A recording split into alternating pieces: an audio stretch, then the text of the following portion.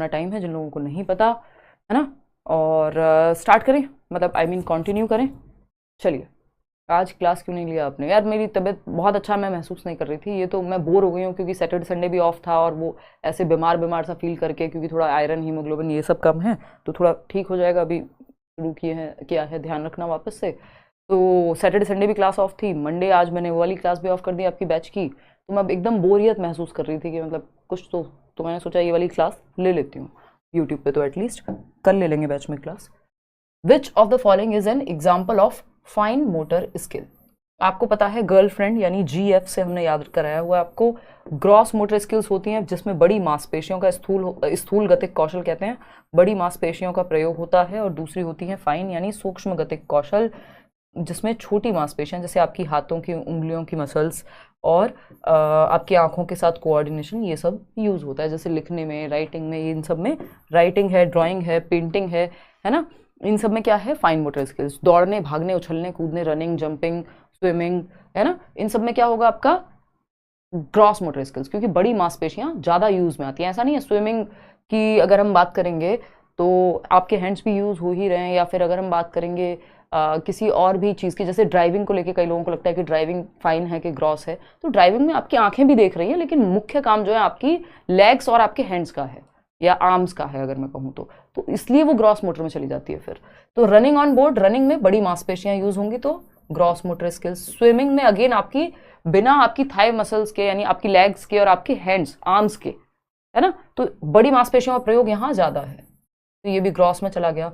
Putting beads इन अ thread, ये कई बार अलग अलग तरीके से पूछा जा चुका पेपर में, 86% लोग सही जवाब इसीलिए दे पा रहे हैं। धागे में मोती पिरोना, वो होता है ना जब आपने देखा होगा अपने आसपास जो आपके घर के बड़े होते हैं, तो अगर कोई सिलाई कढ़ाई बुनाई करता है, स्पेशली सिलाई करने में, तो आपकी दादी, आपकी नानी आपको कह सकती हैं, इवन मम्मियां भी आपकी कहेंगी कि यार इस सुई में ना धागा पिरोना है। मान लो आजकल तो पता नहीं नई नई तरह की मशीन आ गई हैं, कितने लोग ये करते होंगे, बट जब हम छोटे थे तब होता था ये कि तुम्हारी बच्चों की नई आंखें हैं तो एक काम करो, मतलब ज़्यादा अच्छी तुम्हारी आईसाइट है, यानी तुम्हारा फाइन मोटर स्किल्स बेटर है अभी, तो क्या कर सकते हैं, एक एज के बाद, 3 साल के बच्चे को नहीं कहेंगे ऑफकोर्स ये बात, तो आप वो सुई में धागा पिरोना भी क्या है, एक तरह से फाइन मोटर स्किल है। उसी तरह से आप एक धागे में मोती पिरो रहे हैं तो वो भी फाइन मोटर स्किल्स है। सिलाई कढ़ाई बुनाई, आंखों में आईलाइनर काजल ये सब भी लगाना क्या है, फाइन मोटर स्किल्स है ना। किकिंग अ फुटबॉल, फुटबॉल किक करने में आपकी लेग्स की मसल्स यूज हो रही हैं तो वो ग्रॉस मोटर स्किल्स है। तो बाकी के तीनों ग्रॉस मोटर हैं, एक ही है फाइन मोटर स्किल का उदाहरण जो है थर्ड ऑप्शन। चलिए आगे बढ़ते हैं क्वेश्चन नंबर 2 पर। ये क्वेश्चन फिक्स्ड हैं, बहुत बार आते हैं और लगभग हर जगह पे आते हैं, तो इनको हम इग्नोर नहीं कर सकते। Cephalocaudal principle of development suggest that development proceeds from, जो विकास का शीर्षगामी, शीर्ष मतलब सर की बात हो रही है, सिंपल समझ जाइए आप, शीर्षगामी यानी सेफेल, सेफेल का मतलब ही आपको बताया है ब्रेन या खोपड़ी आपकी, ठीक है ना। तो सेफेलोकॉर्डल यानी सर से पैर, ठीक है, सर से पैर, बिल्कुल सही जवाब आप लोग अपने आप दे रहे हैं, इसमें क्या ही एक्सप्लेन करें। Head to toe, head to toe यानी सर से पैर की ओर कंट्रोल जा रहा है। बच्चा पहले अपना सर संभालना सीखता है, फिर क्योंकि छोटे बच्चे फिर गर्दन संभालना सीखता है। छोटे बच्चे की गर्दन पे भी आप हाथ लगा के उसको उठाते हैं, जब गोदी में भी लेते हैं, क्यों, क्योंकि अभी सर से पैर की तरफ कंट्रोल जा रहा है ना। फिर वो ये वाला पार्ट, फिर वो खड़े होना सीखेगा, फिर चलना सीखेगा, बैठना सीखेगा, उससे भी पहले तो सर से पांव की ओर जो है दिशा रहती है, ये विकास की दिशा है ना। किसकी दिशा है, डायरेक्शन ऑफ डेवलपमेंट, जिसमें 2 दिशाएं आती हैं। ये प्रिंसिपल है दिशा का, एक है सेफेलोकॉर्डल और दूसरा है आपका प्रॉक्सिमोडिस्कल, जिसको समीपस्थ दूरस्थ विकास कहते हैं, जिसको हम सेंटर टू एक्सट्रीमिटीज कहेंगे। उल्टा कर दिया उन्होंने, एक्सट्रीमिटीज टू सेंटर कुछ नहीं होता है ना, स्पेसिफिक टू जनरल कुछ नहीं होता, जनरल टू स्पेसिफिक होता है, सिंपल टू कॉम्प्लेक्स होता है। तो बाकी के 3 तो वैसे ही इतने फालतू के उदाहरण हैं कि जो पॉसिबल भी नहीं है ना। चलिए क्वेश्चन नंबर 3 पर चलते हैं और समझते हैं। सोशलाइजेशन से एक क्वेश्चन आना ही निश्चित है, फिक्स है बिल्कुल। डैश इज अ प्राइमरी यानी प्राथमिक सामाजिकरण का कारक है और कौन सा सेकेंडरी यानी गौड़ सामाजिकरण का कारक है।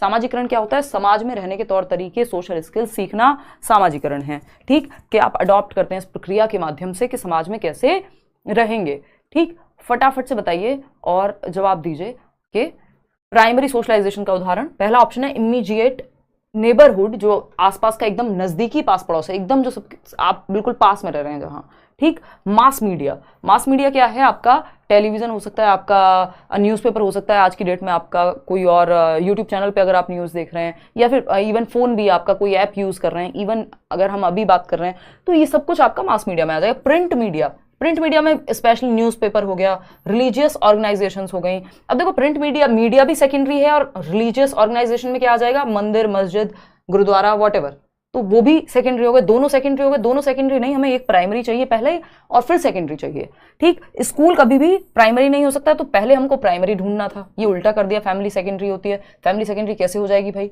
तो पहला ऑप्शन आपको फैमिली होता, अगर ये ऐसे होता कि फैमिली पहले होती स्कूल बाद में होता, तो यही सही हो जाता, लेकिन यहां नहीं हो सकता। फिर है लॉ और न्यूज़पेपर, दोनों सेकेंडरी हैं, द्वितीयक कारक हैं।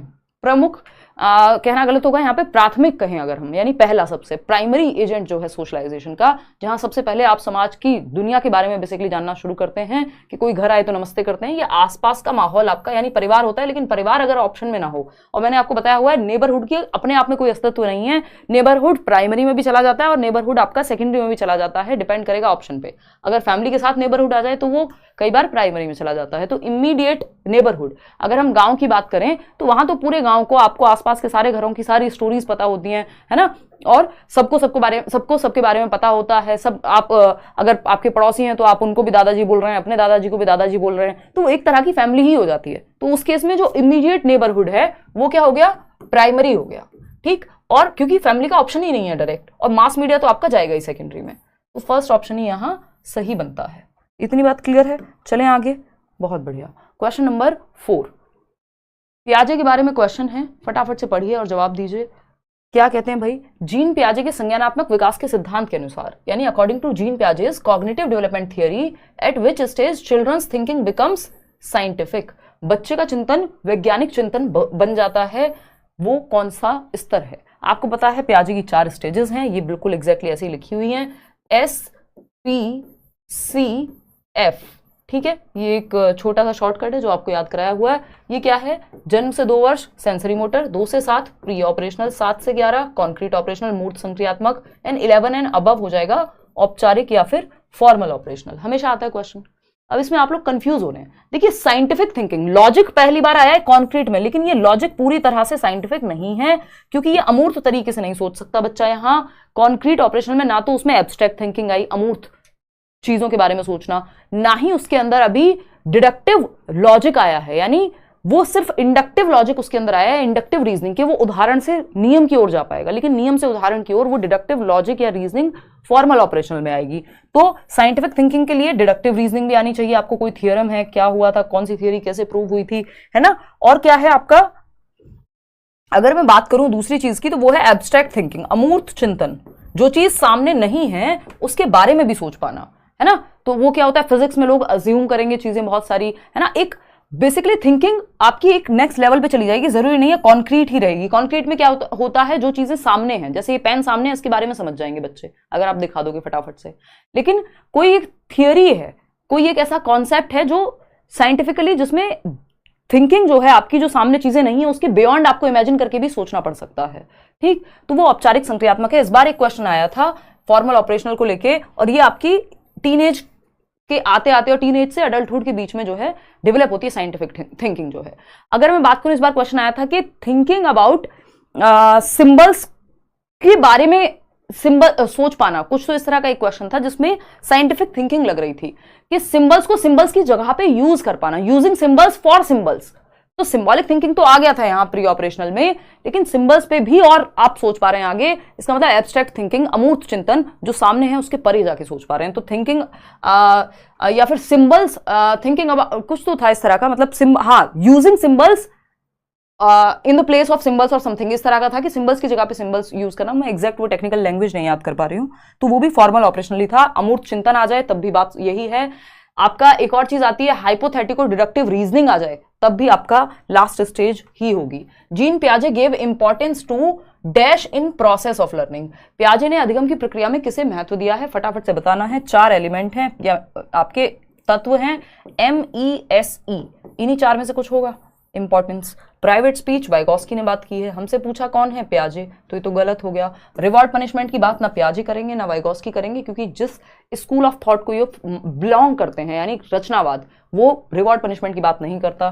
टीचर्स पर्सनैलिटी से ज्यादा यहाँ पे अगर हम बात करें, टीचर की पर्सनैलिटी मैटर नहीं करेगी, टीचर का रोल इंपॉर्टेंट है ऑफकोर्स, तो ये सब सेकेंडरी हो जाएगा। इंपॉर्टेंट क्या है, बायोलॉजिकल मैचुरेशन, क्योंकि ये MESE में आपको याद होगा मैंने बताया था पहला, मैचुरेशन या जेनेटिक एपिस्टेमोलॉजी, परिपक्वता, जो हाईली रिलेटेड होती है हेरिडिटी से, यानी पियाजे आपकी बायोलॉजी को, आपके जेनेटिक्स को बहुत ज्यादा महत्व देते हैं, आपकी हेरिडिटी को बहुत ज्यादा महत्व देते हैं। वहीं अगर मैं वाइगॉस्की की बात करूं तो वो हेरिडिटी, जेनेटिक्स, बायोलॉजी को उतना महत्व नहीं देते हैं, ये उनका क्रिटिसिज्म है। ठीक, तो सिंपल बात है कि भाई आप में हेरिडिटरी क्षमता है, 11 साल से इस उम्र के चेंज होते होते आप में क्षमताएं आती जा रही हैं। कैसे? क्योंकि आपके अंदर जेनेटिक्स में वो क्षमताएं हैं। डॉग की एज चेंज होगी 11 साल में, जरूरी नहीं है उसको जो साइंटिफिक थिंकिंग आ जाएगी कुत्ते के अंदर। क्यों? क्योंकि बिकॉज ऑफ जेनेटिक्स। तो वो पियाजे ऐसा नहीं एक्टिविटी पे महत्व नहीं दे रहे हैं, लेकिन जेनेटिक्स को भी उन्होंने अच्छा खासा महत्व दिया है। क्वेश्चन नंबर 6 देखना एक बार, Aryan directs most of his actions to fulfil his duties as per school's preamble. Aryan एक टीचर हैं जो अपनी ड्यूटीज जो हैं वो डायरेक्ट करते हैं स्कूल के प्रीएम्बल में, जो कॉन्स्टिट्यूशन है स्कूल का, जो नियम कायदे कानून है स्कूल के, उनको फॉलो करते हुए वो अपनी ड्यूटीज को निभाते हैं कि टाइम पे टीचर को आना चाहिए, या फिर क्लास इस टाइम से इस टाइम होगी, सिलेबस इस तब से तब तक खत्म होना है। वो अपने सिलेबस स्कूल के जो कॉन्स्टिट्यूशन है स्कूल का, या जो रूल रेगुलेशन है स्कूल के, संविधान के हिसाब से चलते हैं स्कूल के। वो कॉन्स्टिट्यूशन में ना प्रीएम्बल दिया हुआ है, तो वो उस स्ट्रक्चर के हिसाब से चल रहे हैं जो तय किया है स्कूल ने। Eight which level of moral reasoning, कौन से तर्क के स्तर पे होंगे आर्यन, अगर हम कोहलबर्ग की थियोरी की बात करें, कि वो जो स्कूल ने नियम कायदे कानून तय किए हैं उसके हिसाब से चल रहे हैं। स्कूल के नियम कायदे कानून कहीं गलत भी हो सकते हैं, हो सकता है किसी एक बच्चे के लिए हमें कई बार नियम के विरुद्ध या फिर एज पर नीड हमें चेंज करना पड़े, बट ये कहेंगे जो नियम है मैं उसी के अनुसार चलूंगा। इसका मतलब कन्वेंशनल मॉरलिटी है, यानी क्या है, परंपरागत स्तर है, जो लेवल 2 में आता है कोहलबर्ग की थियरी में। लॉ एंड ऑर्डर, यानी रूल्स आर रूल्स फिक्स्ड होते हैं, रिजिड होते हैं, आपको नियमों के अनुसार, परंपराओं के अनुसार, सोसाइटी के अनुसार कुल मिलाकर के, या जो भी ऑर्गेनाइजेशन है जैसे कि स्कूल, उसके अनुसार, उसके नियमों के अनुसार आप चल रहे हैं। रेड लाइट नहीं तोड़ेंगे, चाहे किसी की जान जानी हो, बचनी हो, है ना। जबकि पोस्ट कन्वेंशनल में आप थॉट दे देते हैं कि ठीक है कुछ नियम है, लेकिन वो नियम लोगों के लिए बनाए गए हैं, अगर उनका भला नहीं हो रहा तो चेंज भी कर सकते हैं। ठीक, तो सेकेंड लेवल यहाँ पे हो जाएगा, सेकेंड लेवल। और फोर्थ स्टेज आपकी लॉ एंड ऑर्डर ओरिएंटेशन की। क्वेश्चन नंबर 7 देखिएगा और जवाब दीजिएगा पोल में। क्वेश्चन नंबर 7 है, which of the following is an effective way of scaffolding. Effective way यानी बेहतर तरीका, स्कैफोल्डिंग मचान का बच्चों के लिए, when they are stuck on a problem, बच्चे किसी एक प्रॉब्लम पे फंस गए हैं, अटक गए हैं किसी एक स्टेप पे, मान लीजिए, उनको स्कैफोल्ड यानी हेल्प करने का, टेम्परेरी हेल्प को स्कैफोल्डिंग कहते हैं। कौन सा तरीका होगा? 68% लोग थर्ड ऑप्शन कह रहे हैं। चलिए बाकी ऑप्शन देख लेते हैं। डायरेक्टली आंसर बता दो, तो डायरेक्टली आंसर बताना स्कैफोल्डिंग में नहीं आता। आप हिंट देंगे, प्रॉब्लम को हाफ सॉल्व करेंगे, क्यूज देंगे, है ना। डायरेक्ट आंसर नहीं बताते, बच्चे को आंसर तक पहुंचने में मदद करते हैं, क्योंकि आपने बता ही दिया तो फिर उसको हेल्प, वो टेम्परेरी हेल्प नहीं हुई ना, आपने तो फिर उसका काम ही खत्म कर दिया। बच्चे को भी तो मौका देना सोचने का। पनिश करना ऑप्शन में ही नहीं है। Complicating the problem with irrelevant information, फालतू की इन्फॉर्मेशन दे दो, बच्चा ए पूछ रहा हो आप डी की बात करो, है ना, तो वो बेकार की बात हो जाएगी। प्रोवाइडिंग हाफ सॉल्व्ड सॉल्यूशंस, आपने देखा होगा टीचर्स कई बार, मान लो बच्चा 2 स्टेप पे अटक गया तो वो तीसरा स्टेप सॉल्व कर देते हैं, फिर वो आगे का क्वेश्चन खुद से सॉल्व कर लेगा। तो यही स्कैफोल्डिंग है कि मदद दे दी, लेकिन अस्थायी मदद, जिसकी बात वाइगॉस्की कर रहे हैं अपनी थियोरी में। क्वेश्चन नंबर 8 देखिएगा, और फिर से अगेन वाइगॉस्की से ही क्वेश्चन देख रहे हैं आप, 3 क्वेश्चन एक सेट में। क्वेश्चन नंबर 8 कहता है, to enhance cognitive development Lev Vygotsky advocated for. Vygotsky किस चीज की विवेचना करेंगे या किस चीज के साथ जाएंगे अगर संज्ञानात्मक विकास, बच्चे के दिमाग के विकास को बेहतर करना है तो, है ना, उसकी सोचने समझने की शक्ति को। देखो एक्सपोजिटरी टीचिंग जो होती है, बच्चे के दिमाग में भर दिया आपने कुछ डायरेक्टली, ये ना पियाजे कहेंगे ना वाइगॉस्की कहेंगे, ये चाइल्ड सेंटर्ड है ही नहीं, बच्चे को सेंटर में नहीं रखा जा रहा, तो ये तो गलत है। स्टिमुलस रिस्पॉन्स की बात कोई भी नहीं करेगा जो भी बच्चे के पक्ष में है, क्योंकि उसमें आदत डलवाने वाली बात होती है। बच्चे को पैसिव रखा नहीं जा सकता कि वो बस 2 एकम 2 2 दूनी 4 आपने रट्टे लगवा दिए उसको, है ना, नहीं। असिस्टेड लर्निंग, बच्चा एक ही जगह पे एक्टिव है, जहां एक्टिव है बच्चा वो बेहतर ऑप्शन है। समर्थित अधिगम, यानी कोई, इसको 2 तरीके से किया जा सकता है, या तो टीचर असिस्ट करे जहां जरूरत है, बच्चे के दोस्त भी उसको मदद कर सकते हैं, असिस्ट कर सकते हैं, है ना। वर्ड होता है ना असिस्टेंट, वर्ड हम यूज करते हैं पर्सनल असिस्टेंट, कोई किसी का पीए है तो वो क्या कर रहा है, हेल्प ही तो कर रहा है व्यक्ति को उस काम में, ठीक है ना। तो ये टीचर हेल्प कर सकते हैं, असिस्टेंस मिल सकती है टीचर से, पीयर्स बच्चे के साथी समूह, कोई दोस्त हेल्प कर सकता है किसी क्वेश्चन पढ़ के, तो बेसिकली उसको असिस्टेंस मिलेगी। असिस्टेड लर्निंग की बात वाइगॉस्की करते हैं, पियाजे नहीं है सच, ठीक है। चलिए खैर क्वेश्चन नंबर 9 पे चलेंगे। प्रोग्रेसिव एजुकेशन पे क्वेश्चन है, जॉन डुई को याद कीजिए, child centred and progressive education chapter है आपका। प्रगतिशील शिक्षा, लर्निंग बाय डूइंग, करके सीखना, बच्चा सेंटर में है, प्रेजेंट लाइफ के लिए बच्चा सीखता है। यहाँ पे एजुकेशन इज लाइफ इटसेल्फ, ये कहा है प्रोग्रेसिव एजुकेशन में जॉन डुई ने कि जो शिक्षा है वो जीवन है या वर्तमान जीवन के लिए सिखाइए, है ना। और प्रेजेंट लाइफ के लिए सीखेगा बच्चा, यहाँ पे वर्तमान जीवन के लिए, ठीक। जो भी सोशल प्रॉब्लम्स हैं उन सबको सॉल्व कर पाएगा, ग्रुप में सीखेगा, बच्चा एक्टिव हुआ कुल मिलाकर के। स्टूडेंट्स एक्टिवली पार्टिसिपेट या students as active participants in knowledge construction, बात सही है। Teachers as the foremost source of knowledge, नहीं, बच्चा और टीचर दोनों एक्टिव हैं तभी चाइल्ड सेंटर्ड है। स्टूडेंट्स पैसिव हैं, बच्चे को पैसिव आप नहीं रख सकते, बच्चे को एक्टिव रखना है। पैसिव का मतलब है बस वो बैठा हुआ है, चाहे नींद आ जाए पीछे सो जाए, वो बच्चे को आप इन्वॉल्व नहीं कर रहे हैं। Text books irrelevant in the process of knowledge construction, जो किताबें हैं वो नॉलेज की कंस्ट्रक्शन में रेलिवेंट नहीं है, ऐसा नहीं है, टेक्स्ट बुक भी इंपॉर्टेंट है, उनकी अपनी भूमिका है। तो इंपॉर्टेंट क्या है यहाँ पे कि जहां बच्चा एक्टिव है, सिंपल जवाब। आगे बढ़ेंगे क्वेश्चन नंबर 10 पर। क्वेश्चन नंबर 10 क्या कहता है भाई, फटाक से देखेंगे। क्वेश्चन नंबर 10 कहता है Ashima is popular among her friends for her high ability to read the moods and motivations of others. Ashima teacher हो सकती हैं, दोस्त हो सकती हैं, कोई क्लास में बच्ची हो सकती है जो अपने दोस्तों का मान लो किसी दिन मूड खराब है तो वो तुरंत से पहचान जाती हैं, या कोई बच्चा अगर वो टीचर हैं तो मोटिवेशन को तुरंत समझ जाती हैं कि बच्चा मोटिवेटेड नहीं है, घर में कोई घटना घट सकती है, क्या स्थिति है पीटीएम में, वो पता कर सकती हैं, है ना। वो आइडिया लगा लेती हैं कि दूसरों की मोटिवेशन, उनका मूड कैसा है। अदर्स की बात हो रही है, तो जब बात अदर्स की होती है तो मल्टीपल इंटेलिजेंस बहुबुद्धि सिद्धांत में गार्डनर के अनुसार ये इंटरपर्सनल इंटेलिजेंस है। इंटर का मतलब ये दो या दो से अधिक, हम कहते हैं international flights, inter state buses, यानी एक स्टेट से दूसरे स्टेट के बीच जाने वाली बसेस को हम कह रहे हैं इंटर स्टेट बसेस, है कि दिल्ली से उत्तर प्रदेश जाती है बस, है ना। या फिर अगर हम बात करें इंटरनेशनल फ्लाइट्स की तो एक देश से दूसरे देश में जा रहे हैं। उसी तरह से इंटरपर्सनल का मतलब है कि दो या दो से अधिक लोगों को यानी अदर्स को जान पाना। इंट्रापर्सनल होता है खुद की क्षमताओं को, खुद की मोटिवेशन को जान पाना, तो वो इंट्रापर्सनल हो जाएगा, ठीक। तो इंट्रा और इंटर में बहुत कंफ्यूज होते हैं। इंटर मतलब दूसरों की मोटिवेशन को या दूसरों के मूड्स को जानना, और इंट्रा मतलब सेल्फ, खुद को समझना।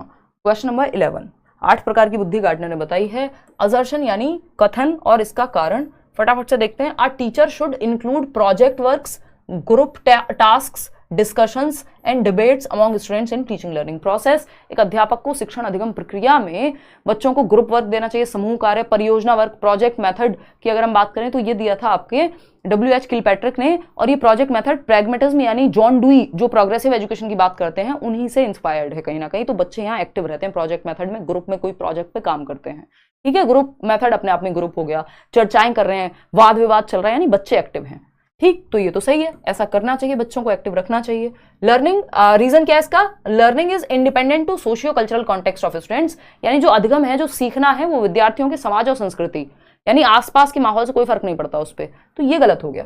अब आप लोग 67% लोग इसमें गलत जवाब दे रहे हैं क्योंकि आप जल्दी में जवाब दे रहे हैं, इसको पढ़ना है। ये कह रहे हैं learning is independent to socio cultural context, यानी स्वतंत्र है अधिगम समाज और संस्कृति से। कैसे स्वतंत्र हो जाएगा भाई समाज और संस्कृति से? जिस समाज में, जिस संस्कृति में, जिन बच्चों के बीच आप रह रहे हैं, जब ग्रुप में सीखेंगे तो स्वतंत्र कैसे हो जाएगा? ये तो इंटरडिपेंडेंट हो गया कि बच्चे सीखेंगे। ये कह रहे हैं कि सोसाइटी और कल्चर का कोई इंपैक्ट नहीं है, जबकि वाइगॉस्की कह रहे हैं। जबकि अगर रचनावाद की बात करें या सोशल कंस्ट्रक्टिविज्म की बात करें या चाइल्ड सेंटर्ड एजुकेशन की बात करें तो वो ग्रुप बना करके सोसाइटी में बच्चों को एक्टिव रखने की बात करेंगे, प्रोजेक्ट मेथड ग्रुप बना के बच्चों को सिखाने की बात करेगा। और ये कह रहे हैं इसलिए प्रोजेक्ट मेथड से या ग्रुप में सिखाओ बच्चों को क्योंकि लर्निंग पे तो समाज और संस्कृति का कोई प्रभाव नहीं पड़ता। तो ये बात तो इसके साथ जा ही नहीं रही, ये बात तो गलत हो गई कि प्रभाव नहीं पड़ता। भाई ग्रुप में सिखाओ अच्छी बात है, लेकिन इसका रीजन ये थोड़ी कि ग्रुप समाज का प्रभाव नहीं पड़ता इसलिए ग्रुप में सिखाओ, ये तो उल्टी बात हो गई, है ना। तो A is true but R is false. समझ पा रहे हो बात को? तो ऐसी गड़बड़ नहीं करनी है। अभी भी 57% लोग लगे हुए हैं इसी जवाब को देने में कि फर्स्ट ही सही है, 33% लोग सिर्फ जवाब सही दे रहे हैं यहाँ पे। चलिए खैर आगे बढ़ते हैं। भाई आर तो गलत है ना, ए सही है, रीजन तो गलत है अपने आप में भी गलत है वो बात, और यहाँ जो कथन था उसके अनुसार भी गलत है। ये आप एक बार पढ़ के जवाब दो, मैं थोड़ा दो बूंद जिंदगी की फटाफट से आंसर करूं। अब मैं थोड़ा एक्सप्लेन कम करूंगी क्योंकि मुझे हो रही है थोड़ी वीकनेस फील।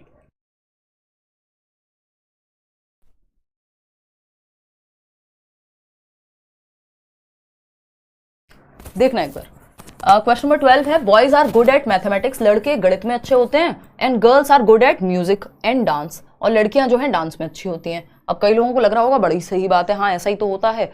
ये एक रूढ़िबद्धता है, ये एक स्टीरियोटाइप है, एक धारणा है जो सही नहीं है, जो साइंटिफिक नहीं है, जिसमें लॉजिक नहीं है।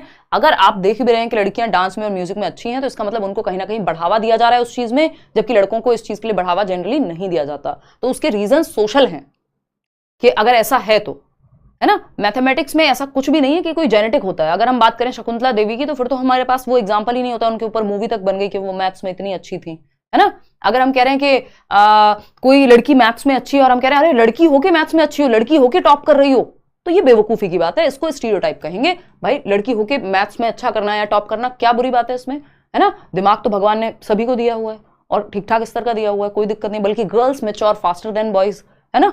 तो अगर हम देखें तो ये जेंडर स्टीरियोटाइप हो गया कि हम कह रहे हैं क्यों लड़का कोई म्यूजिक में या डांस में क्यों नहीं अच्छा कर सकता। कितने सारे लोग आपको आज के टाइम में डांसर्स मिल जाएंगे जो लड़के हैं। तो ये बेकार की बात हुई, जिसको रूढ़िबद्धता कहेंगे, कि एक स्टीरियोटाइप है, प्री कंसीव्ड नोशन है जो पहले से चला आ रहा है, जिसमें कोई लॉजिक नहीं है। समाज में वो चीज बस बन गई है एक धारणा की तरह, ठीक है ना। तो जेंडर स्टीरियोटाइप है ये। इक्वालिटी इसमें कहीं तक नहीं है, इक्विटी कहीं तक नहीं है, पैरिटी कहीं तक नहीं है। ये तीनों ही क्या करेंगे, ये पॉजिटिव वर्ड्स हैं एक तरह से, क्योंकि इक्वालिटी मतलब आप बराबरी का अधिकार दे रहे हो, इक्विटी जहां जैसी नीड है वैसे जा रहे हो, पैरिटी मतलब किसी भी जेंडर के आधार पे आप ट्रीट नहीं कर रहे हो, है ना, न्यूट्रल हो, जेंडर न्यूट्रल हो।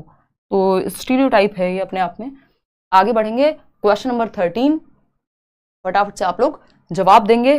क्या क्वेश्चन है, in order to cater the diverse learning needs of students a teacher should not, यानी आपको अलग अलग तरह के बच्चों को, जो डाइवर्स नीड वाले बच्चे हैं, है ना, यानी एक बच्चा होगा जो सुन के सीखता होगा, एक बच्चा है जो करके सीखता होगा, कोई बच्चा है जो मैथ्स में अच्छा होगा, कोई बच्चा है जिसको साइंस में ज्यादा इंटरेस्ट होगा, कोई बच्चा है जिसको म्यूजिक में इंटरेस्ट होगा, कोई बच्चा है जो स्पोर्ट्स में बहुत अच्छा कर रहा होगा। जरूरी थोड़ी सारे बच्चे पढ़ाई में करेंगे अच्छा, ठीक है ना। तो in order to cater the diverse learning needs, अलग अलग तरह की नीड्स वाले बच्चों को केटर करने के लिए टीचर को क्या नहीं करना चाहिए, शुड नॉट लिखा हुआ है, ध्यान से पढ़िएगा। तो बिल्कुल आप लोग सही जवाब दे रहे हैं कि लेबल नहीं करना चाहिए, बच्चे पर ठप्पा नहीं लगाना चाहिए, तुम तो बेकार हो, फेलियर हो, तुम तो अच्छे हो, तुम तो टॉपर हो, और क्लासिफाई, उसको कैटेगराइज नहीं कर देना चाहिए उनके सोशल कॉन्टेक्स्ट के आधार पे, इवन किसी भी आधार पे कैटेगराइज या लेबल करना गलत है, ठप्पा लगाना गलत है। कि अगर हम कहें कि क्लासिफाई कर दिया आपने बच्चों को सोशल कॉन्टेक्स्ट के आधार पे, तुम इस जाति समूह से आते हो, तुम इस कॉलोनी से आते हो, तुम इस जगह से आते हो, तुम इस गाड़ी से स्कूल आते हो, तुम इस बाइक से स्कूल आते हो, तो ये एकदम उसकी सामाजिक आर्थिक स्थिति के आधार पर कई बार आप कैटेगराइज कर रहे हैं, है ना। तो ये गलत बात है, ठीक। Present the content in various ways, हाँ आप मल्टीपल तरह से पढ़ाइए। सेल्फ रेगुलेशन स्किल, बच्चा खुद ही जांच पाए कहाँ गलती हो रही है। मास्टरी ओरिएंटेशन के वो नंबर से ज्यादा लर्निंग पे फोकस कर पाए। लेकिन यही बात गलत है, और जो गलत है वही सही है, क्योंकि पूछा ही गलत था, फोर्थ ऑप्शन। आगे बढ़ेंगे, कोई पूछ रहा है कि बाकी की 3-4 क्लासेस कहाँ देखें इस सीरीज की, और इवन सीटेट के लिए जितनी भी क्लासेस हुई है, प्लेलिस्ट बनी हुई है सीटेट जुलाई 2024, हिमांशी सिंह डालेंगे तो वो पूरी प्लेलिस्ट आपके सामने आ जाएगी, या लेट्स लर्न पे जाकर के आप देख सकते हैं, मतलब यूट्यूब पे ही। Dash is not an effective mode of assessment, आकलन करने का सही तरीका नहीं है, नॉट लिखा हुआ है। To understand the learning gaps during the activity, कोई एक्टिविटी कर रहे हैं बच्चे, कुछ पढ़ रहे हैं, किसी चैप्टर को समझा है, और लर्निंग गैप्स यानी कमी कहाँ रह गई है बच्चे की, जानने का सही तरीका नहीं है, नॉट पूछा है हमसे। तो कौन सा तरीका सही नहीं है, assessment based on standardised test, या फिर फॉर्मेटिव असेसमेंट, बच्चा यहाँ एक्टिव होगा फॉर्मेटिव असेसमेंट में, ये तो सही तरीका है। पीयर असेसमेंट में भी बच्चा एक्टिव होगा, अपने सहपाठियों के साथ एक दूसरे से क्वेश्चन पूछ रहा है, कोई एक्टिविटी कर रहा है। सेल्फ असेसमेंट, खुद को जांचने में भी, ये भी अच्छी बात है। लेकिन बाकी के 3 ऑप्शन के हिसाब से assessment based on standardised test, जरूरी नहीं स्टैंडर्डाइज्ड टेस्ट जहां भी आए वो गलत ही होगा, है ना। बाकी स्टैंडर्डाइज्ड इंस्ट्रक्शन हाँ गलत होता है, नेगेटिव होता है, लेकिन स्टैंडर्डाइज्ड टेस्ट गलत नहीं है, एनआरटी सीआरटी इसमें आता है, लेकिन इसमें कमी है। वो कमी क्या है मैंने आपके साथ डिस्कस की हुई है बैच में भी और यहाँ पे भी, कि स्टैंडर्डाइज्ड टेस्ट जो मानकीकृत परीक्षण है वो बड़ी पॉपुलेशन के लिए बनाए जाते हैं, जैसे यूपीएससी का एग्जाम, जैसे सीटेट का एग्जाम, जैसे बोर्ड का एग्जाम, यानी जिसमें लाखों लोग पार्टिसिपेट कर रहे हैं। तो वो किसी इंडिविजुअल की नीड को ध्यान में रख के नहीं बनाया गया है, तो गैप का पता ही नहीं लगेगा कि आप में क्या कमी है। तो ये डायग्नोसिस के लिए नहीं है कि पता लगाया जा सके, ये तो सीधा आपको जजमेंट दे देगा कि इतना % आपने अचीव किया, पास हुए या फेल हुए। तो ये नेगेटिव है, ये इफेक्टिव मोड नहीं है कि आप बच्चों की लर्निंग गैप को जान पाए। ये तो सिंपल आपको % बता देगा कितना लर्निंग आउटकम रहा। ठीक, गैप जानना है तो ये सब कर लो, फॉर्मेटिव असेसमेंट कर लो, कोई आप चेकलिस्ट बनवा लो, कुछ पोर्टफोलियो बना लो, है ना, खुद से बच्चे का आकलन कर लो। क्वेश्चन नंबर 15, क्वेश्चन नंबर 15 देखना, ये कहता है which of the following question promotes critical thinking among students. भाई क्रिटिकल थिंकिंग क्या है? 21वीं शताब्दी का एक कौशल है, 21st सेंचुरी स्किल के अंदर आता है, जो आपकी नेशनल एजुकेशन पॉलिसी जिसको बढ़ावा देती है। ठीक, तो क्रिटिकल थिंकिंग का मतलब क्या है? आप हर एक पहलू देख पाए किसी चीज का, जस्ट मान ना लें किसी ने कह दिया न्यूज में कि 2000 के नोट में चिप लगी होती है तो आपने मान लिया। ये एग्जांपल मैं बहुत बार देती हूँ क्योंकि सबको समझ आ जाएगा आसानी से, है ना। आपको चाहिए उसके पीछे का लॉजिक कि भाई साइंटिफिकली ये कैसे पॉसिबल है ना, किसने कहा है, अच्छा क्या ये आरबीआई ने कहा है कि नहीं कहा, फिर ये न्यूज कहां से आ गई, ऐसी अफवाहें फैलती रहती हैं। अगर आपके अंदर क्रिटिकल थिंकिंग होगी तो आप अफवाहों पर ध्यान नहीं दे पाएंगे। क्यों? क्योंकि आप लॉजिक ढूंढेंगे, डेटा ढूंढेंगे, आप जस्ट ओपिनियन किसी ने कह दिया इसलिए नहीं मान लेंगे, आपको प्रॉपर साइंटिफिक एविडेंस चाहिए, हर एक पहलू से देखेंगे किसी चीज को, ठीक है ना। तो मल्टीप्लाई करना क्रिटिकल थिंकिंग है? नहीं, ये तो जो आपको आता है वो आपने अप्लाई कर दिया, इसमें अलग अलग पहलू से तो सोचा ही नहीं, दिमाग पे जोर तो पड़ा ही नहीं, और क्रिटिकल थिंकिंग बिना दिमाग पे जोर दिए नहीं होती। When did Haryana become an independent state? तो इसमें तो आप ईयर बता देंगे, इसमें आपका कौन सा दिमाग पे जोर डला? ये तो मेमोरी बेस्ड है, रिकॉल बेस्ड है, या तो याद होगा या तो नहीं पता होगा, फैक्ट है ये तो। Where is the origin of river Ganga? अब ये भी फैक्चुअल क्वेश्चन हो गया एक तरह से। देखना ये वैसे भी वेयर, व्हेन या व्हाट, इसमें 99% सिंपल तरीका पहचानने का। आपको क्रिटिकल थिंकिंग पहचानने के लिए हाउ एंड व्हाई पे जाना पड़ेगा कि क्यों और कैसे कोई चीज होती है, ये क्रिटिकल थिंकिंग में आती है, क्योंकि इसके लिए दिमाग पे जोर पड़ेगा कि क्यों। अब क्यों में सोचना पड़ेगा, है ना। किसी ने कहा लड़कियां कमजोर होती हैं गणित में, क्यों?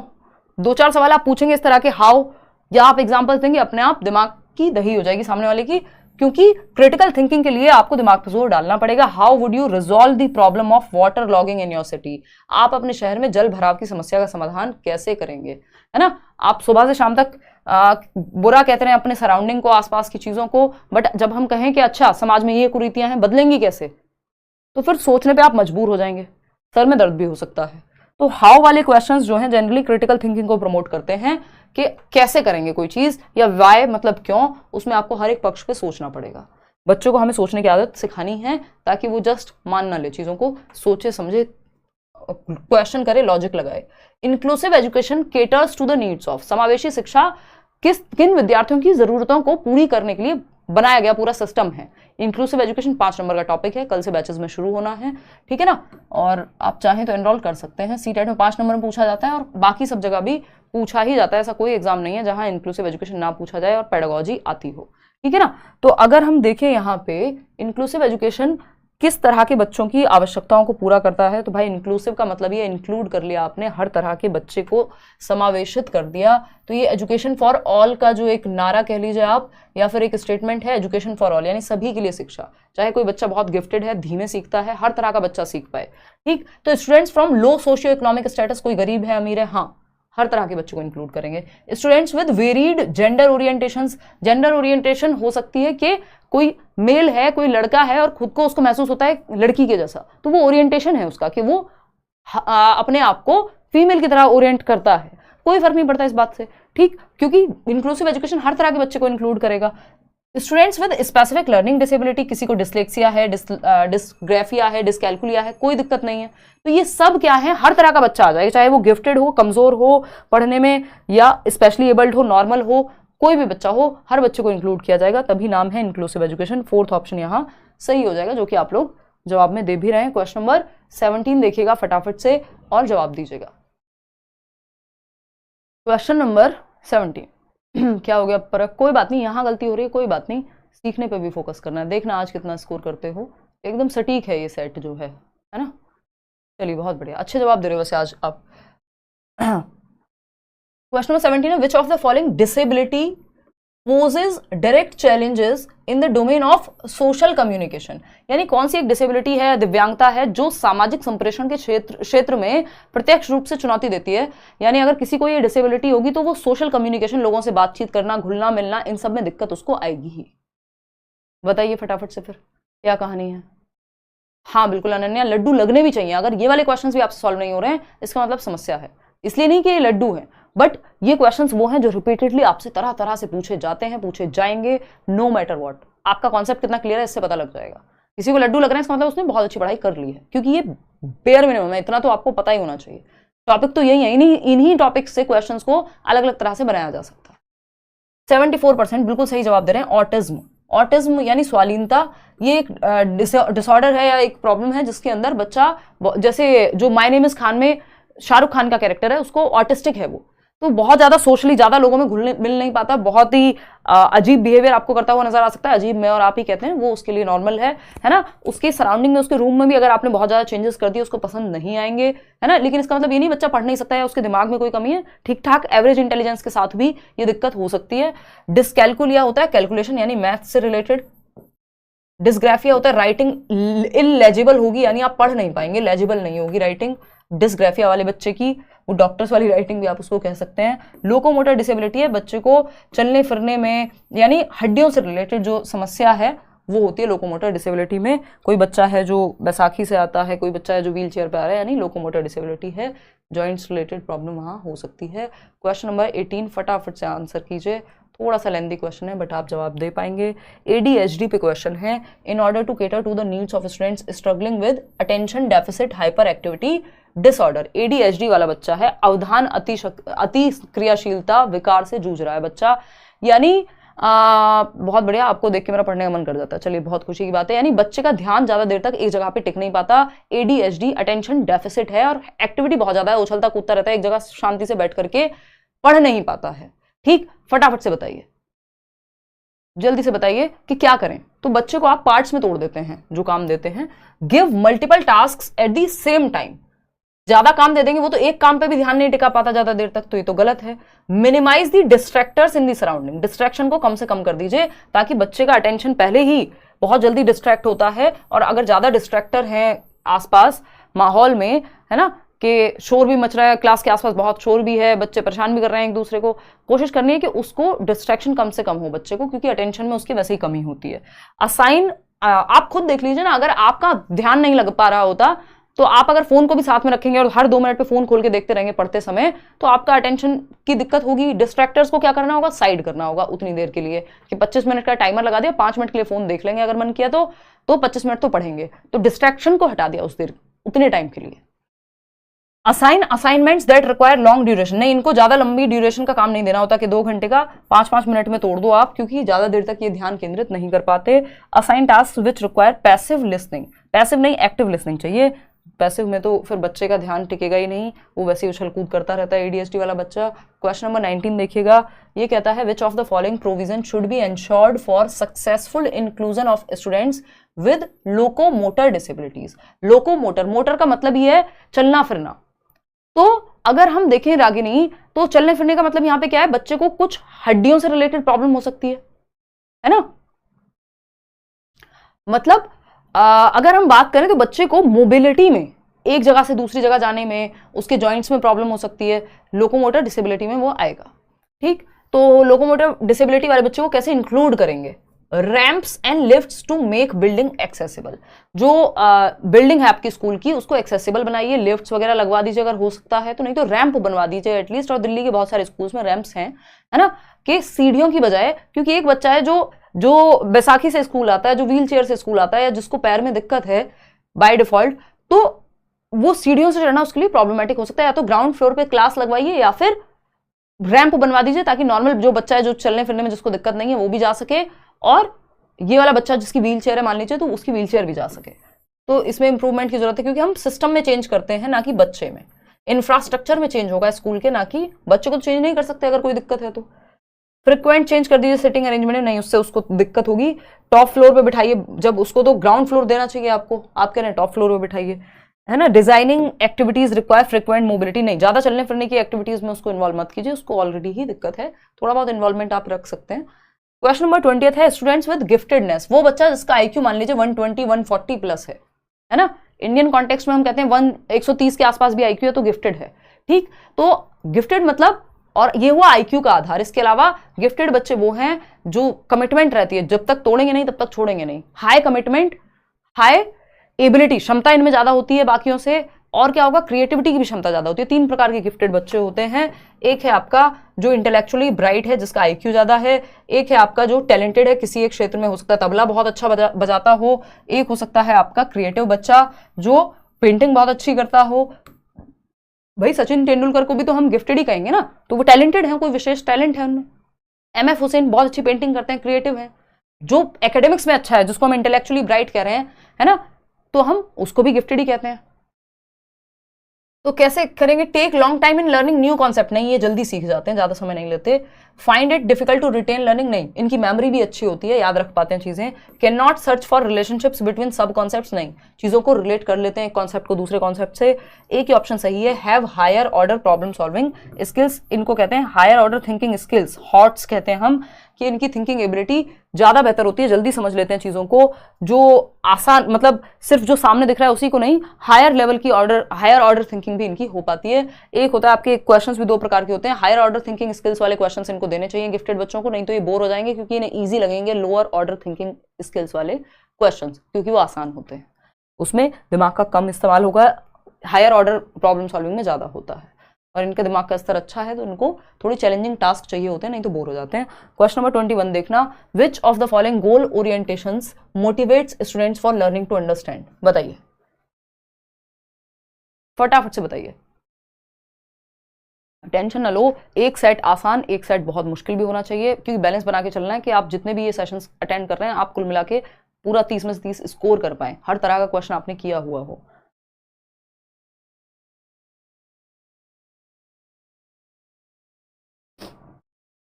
जवाब दीजिएगा। क्वेश्चन नंबर 21 है, which of the following goal orientation, 3 प्रकार की गोल ओरिएंटेशन होती है, अभी मैं आपको दिखा भी दूंगी, है ना।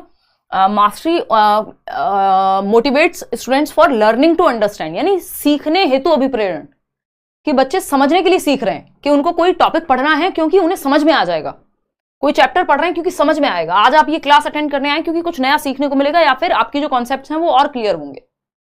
ये क्या हुआ, मास्टरी ओरिएंटेशन है। नंबर के लिए नहीं पढ़ रहे हैं, फेल होने से बचने के लिए नहीं पढ़ रहे हैं, टॉप करने के लिए नहीं पढ़ रहे हैं, किसके लिए पढ़ रहे हैं, कि सब कुछ आता हो, मुझे मास्टरी आ जाए मेरी टॉपिक्स पे। तो मास्टरी ओरिएंटेड अप्रोच फोकस्ड, ये बेस्ट होता है। निपुणता उन्मुखी उपागम, 3 प्रकार के उपागम है, जिसमें से ये बेस्ट है वो 3 इडियट्स वाला जो रणछोड़ दास था, यानी जो आमिर खान का कैरेक्टर था, जब वो कहता है कि सक्सेस के पीछे मत भागे, किसके पीछे भागे, एक्सेलेंस के, तो एक्सेलेंस के पीछे जाएंगे, सक्सेस अपने आप आ जाएगी, जब अच्छे से पढ़ेंगे समझने के लिए तो मार्क्स भी आ ही जाएंगे। तो ये मास्टरी ओरिएंटेशन है, इसी पे आपको बच्चे को फोकस रखना है स्कूल में, कि उसके कॉन्सेप्ट्स क्लियर हो, ना कि उसको टॉप कराने पे या फेलियर से बच जाओ, सिर्फ 33% ले आओ इसलिए। तो ये एक मास्टरी ओरिएंटेशन होता है। मास्टरी ओरिएंटेड अवॉइडेंस कुछ नहीं होता, मास्टरी ओरिएंटेड अप्रोच होती है, तो ये आप गलती ना करें, फेलियर अवॉइडेंस होता है। परफॉर्मेंस ओरिएंटेड होता है कि टॉप करो, है ना, परफॉर्मेंस ओरिएंटेड अवॉइडेंस कुछ नहीं होता, इसको एक बार को फेलियर अवॉइडेंस कह सकते हैं। तो ये 3 प्रकार हैं ओरिएंटेशन के, आपको याद होगा मैंने मैराथन में सबसे पहले यही चीज कराई थी, क्योंकि ये क्वेश्चन फिक्स ही है, आता है। ठीक, क्या है, अचीवमेंट गोल ओरिएंटेशन है, ये उपलब्धि लक्ष्य उन्मुखीकरण है। गोल ओरिएंटेशन का मतलब क्या है, सेंटर क्या है मोटिवेशन का, लोकस ऑफ कंट्रोल क्या है, केंद्र क्या है आपकी अभिप्रेरणा का, किसी काम के करने का, बच्चे के सीखने का केंद्र कौन सा होना चाहिए तीनों में, तो ये वाला होना चाहिए कि एक्सेलेंस के पीछे भागो, सक्सेस चक मार के पीछे आएगी। मास्टरी ओरिएंटेशन है ना, जो बात ये रेंचो कह रहा था, या रियल में भी अगर ये हैं तो अगर क्या मतलब है ही। फिर आता है फेलियर अवॉइडेंस, वो जो राजू रस्तोगी था, विफलता परिहार उन्मुखीकरण, फेलियर को अवॉइड करने के लिए पढ़ रहे हैं, बस पास हो जाऊं, किसी तरह से फेल ना हो जाऊं, ये है फेलियर अवॉइडेंस, ये भी बहुत अच्छा नहीं माना जाएगा। तीसरा था ये चतुर वाला जो कैरेक्टर है, जो चमत्कार को बलात्कार बोल रहे थे भाई साहब, क्यों, क्योंकि रट्टाफिकेशन पे ध्यान था, क्योंकि फर्स्ट आना है बस, है ना। प्रदर्शन दृष्टिकोण या परफॉर्मेंस अप्रोच, इसमें आप सिर्फ नंबर पे फोकस करते हैं, नंबर लाने के लिए पढ़ते हैं, इसमें आप फेल होने से बचने के लिए पढ़ते हैं, और इसमें आप समझने के लिए पढ़ते हैं, learning for the sake of learning. तो बेस्ट क्या है, ये रेंचो वाला कैरेक्टर। चलिए खैर आगे बढ़ते हैं। नेक्स्ट है आपका क्वेश्चन नंबर 22, 22वां सवाल फटाफट से देखेंगे। क्या कहता है भाई ये, which of the following is the correct match of emotion likely to be experienced in by the students specified context. किस कॉन्टेक्स्ट में, किस संदर्भ में बच्चा कौन सी चीज महसूस करेगा, कौन सा इमोशन महसूस करेगा, ये आपको बताना है। ठीक है, प्रज्ञा क्या कह रही है भाई, thanks a lot for your awesome teaching style ma'am, मैं सिर्फ आपकी वजह से सीटेट दोनों पेपर में क्वालिफाइड हूँ, 2023 में पेपर 1 में 123 और पेपर 2 में 95, और अभी बीपीएससी टीचर बन गई हूँ। Thanks a lot ma'am for your support. Thank you so much Pragya, और आपकी अपनी बहुत मेहनत रही होगी इसमें। एक बार ईमेल भी हमें छोड़ दीजिएगा। अब मैं इंटरव्यू जो हो भी गए ना, मेरे पास इतने सारे इंटरव्यूज पड़े हुए हैं, मैं वो भी अपलोड नहीं कर पा रही हूँ काफ़ी टाइम से, है ना। तो कोशिश रहेगी कि आपको बुलाएं और आपसे बातें करें, आपका अनुभव सुने, ठीक। चलिएगा खैर, और इस बार काफ़ी सारे लर्नर्स ऐसे रहे हैं जो ये बिहार वाले एग्जाम में ऑलरेडी जॉब लेकर के अपना टाइम से पहले सीटेट किया और फिर टाइम से अपना जॉब लेकर के सिक्योर महसूस कर रहे हैं। चलिए, ऑल द बेस्ट, आपकी ब्राइट फ्यूचर की कामना करते हैं हम आप सभी के, बल्कि ऐसे ही आप बेहतर करें। देखिएगा 64% लोग, क्योंकि अच्छे टीचर्स की जरूरत है ना देश को, और आप लेट्स लर्न से पढ़ के जा रहे हैं तो इतना तो मान ही सकते हैं कि आप अच्छे ही बनेंगे, क्योंकि पेडागोजी आप अच्छे से पढ़ रहे होंगे। फिर देखना एक बार, फ्रस्ट्रेशन 64% लोग यही जवाब दे रहे हैं, जो कि सही भी है। क्यों सही है ये समझ लेते हैं। देखिए, फ्रस्ट्रेशन एक इमोशन है, कब आएगा? When activity is valued and there is low control of student over learning. यानी पेपर तो जरूरी है, एक्टिविटी तो इंपॉर्टेंट है, टॉप तो करना है, मान लीजिए पेपर क्या है इंपॉर्टेंट है, पास तो होना है, सीटेट तो क्लियर करना है, तो एक्टिविटीज तो क्या, एक्टिविटी क्या है, बहुत महत्वपूर्ण है। जब कुंठा, जब गतिविधि को कम महत्व दिया जाता है, नहीं ये हिंदी में इसका ट्रांसलेशन गलत है, इसको आप ठीक कर लेना कि गतिविधि को कम महत्व दिया जाता है, नहीं गतिविधि को आप महत्व दे रहे हैं। हमारे यहाँ जो है इलेक्ट्रिक कट है, और अगर आ गया तो यहीं से कंटिन्यू कर देंगे, 8 सवाल आपके रहते हैं। इसमें बेसिकली ये था कि जब आप एक्टिविटी को बहुत वैल्यू दे रहे हैं, एक्टिविटी क्या है आपकी, एक्टिविटी है आपका एग्जाम, लेकिन आपका कंट्रोल कम है उस सिचुएशन पे, यानी आप सीखने पे उतना ध्यान नहीं दे पा रहे हैं, तो फ्रस्ट्रेशन आएगी ही आएगी। आपको समझ नहीं आ रहा कहां से पढ़ूं, कितना पढ़ूं, कौन पढ़ाएगा, कौन सी किताब पढ़ूं, तो फिर फ्रस्ट्रेशन आती है, क्योंकि इंपॉर्टेंट है एक्टिविटी आपके लिए, पेपर आपके लिए इंपॉर्टेंट है, लेकिन वो जो एक्टिविटी है उस पर कंट्रोल आपका नहीं है, आपको ये नहीं पता जाना किधर है, तो फ्रस्ट्रेशन आएगी। फिर हिंदी में वो ट्रांसलेशन गड़बड़ है, या तो भाई 1 आध मिनट में जो है हमारे यहाँ इलेक्ट्रिसिटी आ जाएगी वापस से, नहीं तो फिर आज की क्लास को यहीं समाप्त करना पड़ेगा। वैसे तो 8 क्वेश्चंस आपके रहते हैं, और आप लोग लाइक शेयर इतने कर दीजिए, यही सब काम निपटाइए, क्योंकि क्या करें फिर, इतने बैठ के मूंगफली तो छील नहीं सकते हैं। इतने में आप लोगों के कमेंट्स पढ़ लेती हूँ कि आप क्या कह रहे हैं, मतलब क्लास लो हिम्मत करके तो कुछ ना कुछ हो ही जाता है ना। मे भी नोटिफिकेशन नहीं आती है। ये अभी टाइम भी हमने चेंज किया है, बीच में क्लासेस में भी गैप होता रहता है, तो आप एक बार 7 बजे अब खुद से ही एक बार देख लिया कीजिए, 9 बजे से टाइम कर दिया 7 बजे, ताकि मैं भी टाइमली फ्री हो जाऊँ। मैम आप CDP में गॉड गिफ्टेड हैं, आज का सवाल थोड़ा आसान है चैम्पवासी, क्योंकि ये वो क्वेश्चंस हैं जो रिपीटेडली पूछे गए हैं, है ना। नहीं तो मैं कुछ क्वेश्चंस कई बार आपको दिखता ही है कि जो बाकी आपके वो रहे, मुझे समझ आ रहा है कि आप लोग बहुत तुर्रम हो गए हैं आजकल, पूरा आपने सारे मैराथन वगैरह सब ले लिए हैं। अगली बार से मैं कुछ क्वेश्चंस मुश्किल भी रखूंगी अगर आपको ऐसा लग रहा है, लेकिन ये questions as it is paper में आ सकते हैं, आए हैं बेसिकली, इनमें से ज्यादातर क्वेश्चंस पूछे जा चुके हैं ऑलरेडी, ये टॉपिक्स रिपीट होने ही होने हैं।